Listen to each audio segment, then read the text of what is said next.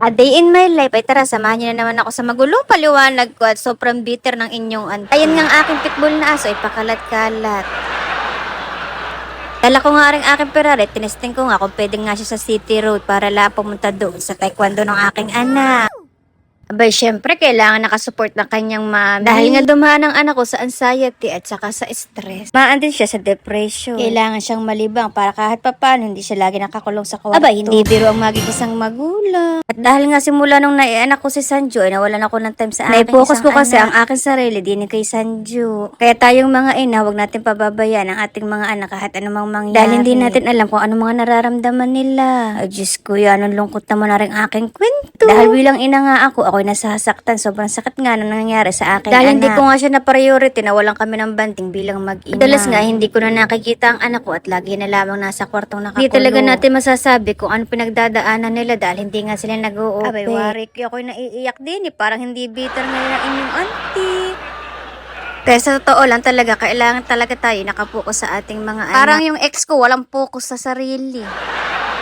Ay, siya Emmy lang yun. Gusto ko lang kayong pasayahin dahil sobrang lungkot ang aking introduction. Pali-ari nga, pinapanood namin din si Sanju. Akala ni Sanju ay playground yung aming pinuntahan. Tinanong ko nga si Ate Sandra kung gusto talaga niya mag-taekwondo para naman hindi masayang ang aming ibabayad. Nakatawa nga lang din si Sanju at ang daming kalaro. Kita mo naman, sobrang friendly. Parang yung ex ko na lang, sobrang friendly, napunta sa iba. Eme, walang ganon.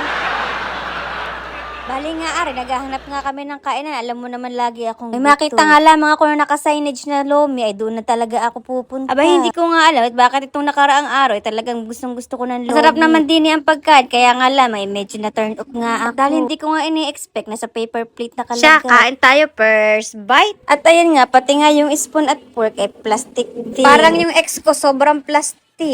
Wala na namang ganon. Pero masarap naman talaga ang pagkain nila dito. Kaya nga lamang, hindi ako sanay na kinakain ng restaurant ay paper plate ang gamit. Gusto ko nga sana siyang advice na huwag siyang gagamit ng paper plate. Aba, baka ako sabihin na ako'y pakailaman ay hindi naman ako ang may-ari ng restaurant. Ayos naman din at malinis. Masarap din naman ang pagkain. Yun nga lamang talaga, hindi ko nagustuhan ay paper plate ang ginamit. Sobrang mura lang pati dito ng pagkain. Makakabili ka na ng 59 pesos. Ay, ako nga sana mag-a-apply ng dishwasher at baka sakaling kailangan niya.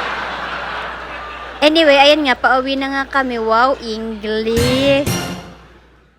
Ayan nga, parang hindi nga ako naging masaya sa aking kinain. Pero 10 of 10, masarap naman ang pagkain yun. Nga lang talaga, ako medyo na-turn off nga sa pepper plate. Kahit sino naman, pag restaurant ang kakainan mo at pepper plate ang inilagay sa iyo, talaga naman magugulat ka. Ay, hindi ko na lang sasabihin kung saan kami kumain. Parang yung mga kasama ko nga, ay parang ang lungkot din dahil di nga inaasahan din na gano'n ang mangyayari. Kaya kayo may mga restaurant, wag naman pepper plate ang inyong iserve sa amin. Ay siya, ay hanggang dito na lang. Salamat!